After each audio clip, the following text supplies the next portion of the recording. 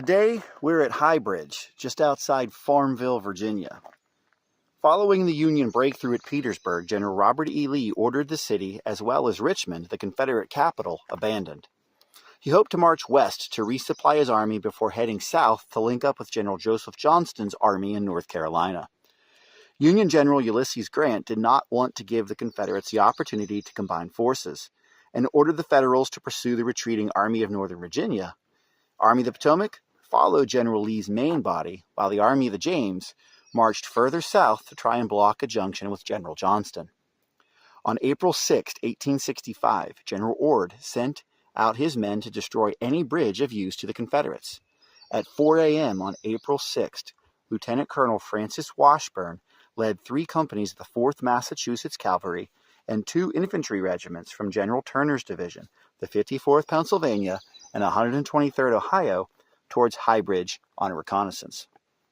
General Ord gave Lieutenant Colonel Washburn orders to scout out the area around the bridge and burn it if he could. Now, most of these trees that you're seeing around us today would not have been here. All of this land would have been clear. It would have been relatively wide open. In the vicinity of High Bridge, about a mile from where we are standing currently, the infantry stopped on a farm belonging to Major Watson. It's called Chatham. Unfortunately, it is private property today, so we're not going to be able to get very close to it. It's about a mile in that direction from where we are at. The cavalry continued on to the bridge, which is now behind us, where they encountered some Confederates. After a very brief skirmish, pushed the Confederates out of these forts that we opened up with, the Confederates fell back across the bridge towards Farmville.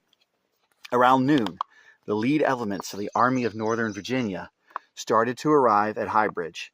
General Reed deployed his 2 infantry regiments into a heavy skirmish line to meet the coming attack. The 54th Pennsylvania held the left of the line, the 123rd Ohio the right. Together they formed a line of battle behind a fence bordering a lane and skirting the edge of the woods. Colonel Albert Moulton deployed skirmishers from the 54th Pennsylvania in front of and behind the main line. The men did not have time to erect any earthworks and stood anxiously watching the approaching Confederate cavalry. An entire brigade of dismounted Confederate troopers moved towards the Federal line, and a sharp fight broke out along the skirmish line. 54th Pennsylvania's Sergeant George Steinman, waiting in the wood line with the rest of the regiment, noted, "On they came, but were unable to force the skirmish line and were driven back in confusion." One Confederate described the volleys from the 2 regiments as a very heavy fire. The Confederates reformed and pushed forward again. The second advance broke through the thin line of skirmishers and captured several prisoners. The fire alerted the 4th Massachusetts, and Lieutenant Colonel Washburn led his 80 troopers on a gallop back towards the sounds of gunfire. 54th Pennsylvania and 123rd Ohio put up a determined defense and stopped several probes by the Confederate skirmishers. With more Confederates arriving and entering the battle, General Reed ordered the men to extend their line. The 2 small regiments tried desperately to lengthen their front to protect their flanks. Eventually, they spread the line out so far until finally both regiments were a mere skirmish line with almost 10 feet between soldiers. Despite their formation, the Confederates were received with several deadly volleys, again unsaddling many and driving all back a second time. 2 mounted Confederate brigades prepared to charge into the exposed right flank of the 123rd Ohio. Just as the infantry prepared to fall back, Lieutenant Colonel Washburn and his troopers charged into the Confederate cavalry. In 15 minutes, the 3 companies from the 4th Massachusetts Cavalry ceased to exist, but their selfless sacrifice bought enough time for the infantry to fall back towards High Bridge. Running low on ammunition, Lieutenant Colonel Kellogg ordered the 54th Pennsylvania and 123rd Ohio to fall back slowly and in as good order as possible.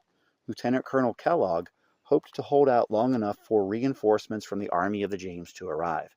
If he could not, then he hoped some of the command at least might escape through the woods. And they would have fallen back in the vicinity of this fort that guarded the side of High Bridge. There would have been a fort here. And if you look out into through that tree line there, you can see a trailhead that is along an old railroad line. There would have been another fort on the other side. And High Bridge, our next stop, is up in that direction. So thank you for watching this episode of In the Footsteps of the 54th.